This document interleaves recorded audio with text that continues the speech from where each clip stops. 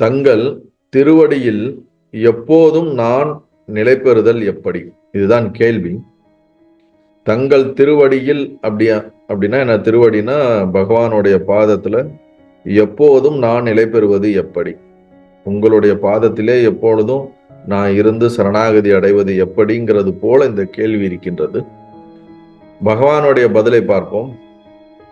திருவடியினும் பெரிதாய் நீங்கள் இருக்கிறீர்களா? திருவடியினும் பெரிதாய் நீங்கள் இருக்கிறீர்களா? பகவானுடைய பதில் அவர் கேட்கப்பட்ட கேள்விக்கு நேரடியாக இருக்கிறதா என்று நாம் ஆராயும் பொழுது சிறிது ஆழ்ந்த அர்த்தங்களை இதற்கு நாம் எடுத்துக்கொள்ள வேண்டும். அவர் என்ன சொல்றாரு? தங்கள் திருவடியில் எப்போதும் நான் நிலை பெற வேண்டும் அப்படின்னு கேட்கிறார். உங்க பாதத்துல, உங்களுடைய அருள்ல, உங்களுடைய பார்வையில எப்பொழுதும் சரணாகதியோட உணர்வுல இருந்தா எனக்கு ஏதாவது நல்ல கதி கிடைக்காது, நற்கதி கிடைக்காதா என்பது போல அவருடைய கேள்வி இருப்பதாக நாம் புரிந்து கொள்ள முடிகிறது. ஆனா பகவான் என்ன சொல்றார்? திருவடியின் பிரிதாய் அப்படின்னா, இந்த இடத்துல திருவடிங்கிறது நேரடியாக ஒரு பாதங்களோ அவருடைய சர்க்கம்ஸ்டன்ஸ், அவரை சுத்தி இருக்கக்கூடிய அந்த சூழலையோ அவர் குறிப்பதாக தெரியவில்லை. நேரடியாக திருவடிங்கிறத இங்க பிரம்மமாகவும் கான்சியஸாகவும் ஆத்மாவாகவும் இங்க பகவான் மீன் பண்றார். திருவடியினும் பிரிதாய் நீங்கள் இருக்கிறீர்களா? as a கான்சியஸ்ல இருந்து நீங்க தனியோர ஜீவனாக இருக்கிறீர்களா? கான்சியஸ்ல இருந்து நீங்க அதுல இருந்து தனிப்பட்ட ஒரு பொருளாகவோ ஒரு ஜீவனாகவோ ஒரு சரீரமாகவோ அல்லது ஒரு உயிராக நீங்கள் இருக்கிறீர்களா என்ற திருப்பி ஒரு கேள்வியை கேட்கிறார். அதுல இருந்து நம்ம புரிஞ்சுக்கிறது என்னன்னா, கான்சியஸ்னஸ்ல இருந்து எந்த ஒருத்தரும் சொல்லக்கூடாது. as ஒன்லி கான்சியஸ்னஸ் மட்டும்தான் இருக்குது. நீங்களும் கான்சியஸ்னஸ் தான், நானும் கான்சியஸ்னஸ் தான், அனைவரும் கான்சியஸ்னஸ் தான், இருப்பது ஒரு கான்சியஸ்னஸ் தான் என்பது பாரமாத்திய சத்தியம். அதுதான் உயர்ந்த அப்சல்யூட் ட்ரூத். அந்த ட்ரூத்ல தான் நிலை பெற வேண்டும்.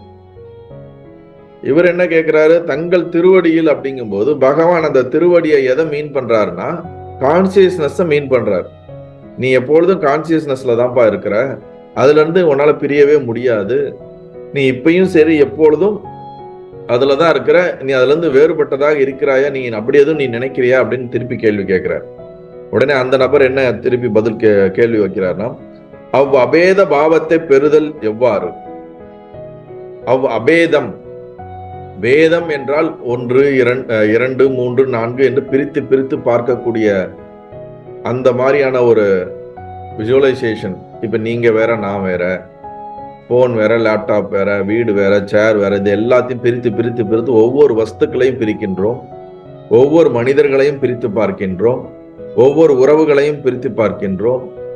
மனிதர்கள், விலங்கினங்கள், பறவைகள், புழு பூச்சிகள் என்று பிரித்து பார்க்கின்றோம். உயிரினங்களிலே ஜாதியிலே பிரித்து பார்க்கின்றோம், பிறப்பால பிரித்து பார்க்கின்றோம், உடலமைப்பால பிரித்து பார்க்கின்றோம், உயிருள்ளவை உயிரற்றவைகள் என்று பேதத்தை பார்க்கின்றோம். அப்ப எல்லாவற்றிலும் பேதத்தை பார்த்து கொண்டே இருக்கின்றோம். அபேதம் என்பது எதிலும் பேதம் பார்க்காத ஒன்றுக்கு தான் அபேதம் என்று சொல்வது. இப்ப இவர் என்ன, நீங்க கான்சியஸ்னஸ்ல இருந்து நீ வேறானதாக இருக்கிறியான்னு கேட்கும் போது உடனே அந்த கொஸ்டின் கேட்டவருக்கு புரிஞ்சிருச்சு, பகவான் அந்த அபேத பாவத்தை தான் சொல்றாரு. உடனே இவர் என்ன கேட்கிறாருன்னா, அப்ப நீங்க சொல்ற மாதிரி அந்த கான்சியஸ்னஸாக அந்த அபேத பாவத்துல எப்பொழுதும் நான் இருப்பதற்கு நான் என்ன செய்வது, அது இருப்பதற்கு எவ்வாறு அப்படிங்கிற கேள்விதான் கேட்கிறார். உடனே பகவான் சொல்றாரு, வேத பாவத்தையும் பிற நினைப்புகளையும் இடம் கொடுக்காது அகற்றுதலால் திருவடியில் என்றும் நிலை பெற்று நிற்கலாம். அப்ப இந்த இடத்துல திருவடியில் என்றும் நிலை பெற்று நிற்கலாம்ங்கிறது சொல்றதை மீன் பண்ணி இப்ப 2 பேருக்கும் அண்டர்ஸ்டாண்டிங் வந்துருச்சு. திருவடிங்கிறத கான்சியஸ்னஸ் தான் பகவான் மீன் பண்றாரு, நானும் அதை தான் மீன் பண்றேன்னு அவங்களுக்குள்ள ஒரு புரிதல் வந்துருச்சு. இப்ப நம்ம இதை படிக்கும்போது தங்கள் திருவடியில் அப்படிங்கிறத நாம எப்படி எடுத்துக்கணும்னா, நீங்க இருக்கக்கூடிய ஸ்திதி, நீங்க இருக்கக்கூடிய நிலை, நீங்க இருக்கக்கூடிய இந்த கான்சியஸ்னஸ் சொல்லக்கூடிய அந்த நிலையில நானும் எப்பொழுதும் இருப்பது எப்படிங்கிறது தான் இந்த கேள்வி கேட்பதாகவும் அதற்கு பதில் சொல்லப்படுவதாக நாம் எடுத்துக்கொள்ள வேண்டும். வேத பாவத்தையும் பிற நினைப்புகளையும், நான் வேறு மற்ற அனைத்தும் வேறு வேறு என்ற அந்த பேதத்தை பார்க்கக்கூடிய மன அமைப்பு. பிற நினைப்புகள் அப்படின்னா எல்லா விதமான நினைப்புகளும் நமக்கு எந்த விதமான எண்ண ஓட்டங்கள் வருகின்றன? பிரமாண விருத்தி, விபரீய விருத்தி, விகல்ப விருத்தி, ஸ்மிருதி விருத்தி, நித்ரா விருத்தி என்று நம்மளுடைய எண்ண ஓட்டங்களை வகையாக பிரித்து வைக்க சொல்லியிருக்கிறார் பதஞ்சலி மகாமுனி. பதஞ்சலி யோக சூத்திரத்துல இந்த எண்ண ஓட்டங்களுடைய போக்கு எப்படிப்பட்ட எண்ண ஓட்டங்கள் எப்படிப்பட்ட எண்ணங்களாக வருகின்றது என்பதை அழகாக பிரித்து நமக்கு சொல்லியிருக்கிறார். அதுல பிரமாண விருத்தி என்றும் விபரீய விருத்தி என்றும் விகல்ப விருத்தி என்றும் ஸ்மிருதி விருத்தி என்றும் நித்ரா விருத்தி என்றும் சொல்லப்படுது. அப்படின்னா எண்ண ஓட்டங்கள் தான் தவறான முடிவை எடுக்கக்கூடிய எண்ண ஓட்டங்கள். இப்போ முன்னாடி இருக்கக்கூடிய ஒரு பழம், இதற்கு ஒரு ஆப்பிள் என்று ஒரு பழம் இருந்தால் அதை ஆப்பிள் என்று சரியான அறிவை எடுத்துக்கொள்வதற்கு பேர் பிரமாண விருத்தி.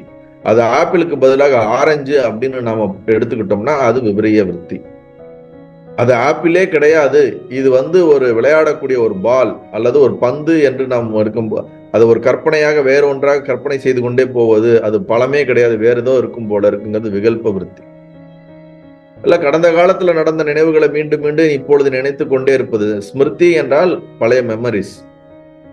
சோ இந்த மாதிரி பதஞ்சலியில இவ்வாறு பிரித்து சொல்லியிருக்கிறார். இப்ப இவர் என்ன சொல்றாருன்னா, நமக்கு எப்படிப்பட்ட பிற நினைப்புகள் அப்படின்னா எந்த ஒரு நினைப்புகளுக்கும் இடம் கொடுக்க கூடாது.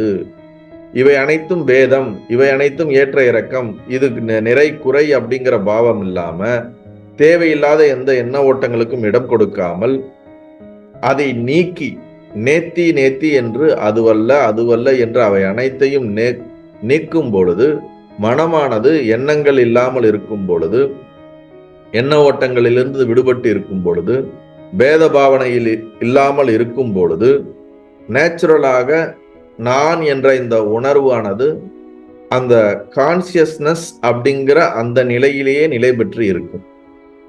இப்ப நம்ம எல்லாருக்கும் நான்ற உணர்வு இருக்கு. இந்த நான்ற உணர்வு ஐ ஆம் கான்சியஸ்னஸ் இருக்கா, ஐ ஆம் பாடி அண்ட் மைண்டுன்னு இருக்காங்கிறதான் கேள்வி. ரியலைஸ்டு பர்சனுக்கு ஐ ஆம் கான்சியஸ்னஸ்ங்கிறது தான் ரொம்ப ஸ்ட்ராங்கா அடிப்படையில் அவனுக்கு தெரியும், புரியும், அனுபவம். அவனுக்கு பாடிங்கிற ஒரு ஐடென்டிட்டியும் அவனால் பார்க்கப்படுகிறது, அவனால் அதை அனுபவிக்கப்படுகிறது. ஆனா அஞ்ஞானிக்கு அன்ரியலைஸ்டு பர்சனை பொறுத்த வரைக்கும் அவன் ஒன்லி தன்னை பாடியாகவும் மைண்டாகவும் தான், ஈவன் மைண்டு கூட இல்லை, தன்னை பாடி பேஸ்டான ஒரு பர்சனாலிட்டியாக மட்டும்தான் அவனை அந்த நான்ற அந்த அர்த்தத்திற்கு, நான்ற உணர்வுக்கு அர்த்தத்தை எடுத்துக்கொள்ள முடியும். இப்ப இந்த உலகம் நிஜமற்றது, உலகத்தில் உள்ள பொருட்கள் தோற்ற மாத்திரம்தான், இதற்கு அழிந்து கொண்டே இருக்கிறது, உருவாகி கொண்டே இருக்கிறது, அழிந்து கொண்டே இருக்கிறது, இதற்கு ஒரு முதலும் முடிவும் கிடையாது. இவை அனைத்தும் வெவ்வேறு விதமான பேதங்களை கொண்டிருந்தாலும் அது பேதமில்லாத ஒரு அபேதம் என்பதை உணர்ந்து எண்ணங்களை எல்லாம் நீக்கும் பொழுது திருவடி என்று சொல்லக்கூடிய அந்த கான்சியஸ்னஸ் ஸ்டேட்ல நான் என்ற உணர்வு அதனில் ஒன்றிணைகிறது. அதைத்தான் இங்க சொல்றார், என்றும் நிலை பெற்று நிற்கலாம். என்னது என்றும் நிலை பெற்று நிற்கலாம் என்று அழகா அங்கதான் சொல்லப்படுது. சோ நம்ம செய்ய வேண்டியது என்னன்னா, இந்த மனம் எப்பொழுதும் பேதத்தையும் நினைவுகளையும் உலக விஷயங்களிலுமே சென்று கொண்டிருக்கக்கூடிய இதை நீக்குவதுதான் நாம் செய்யக்கூடிய சாதனைகளாக இருக்க வேண்டும். நல்லது.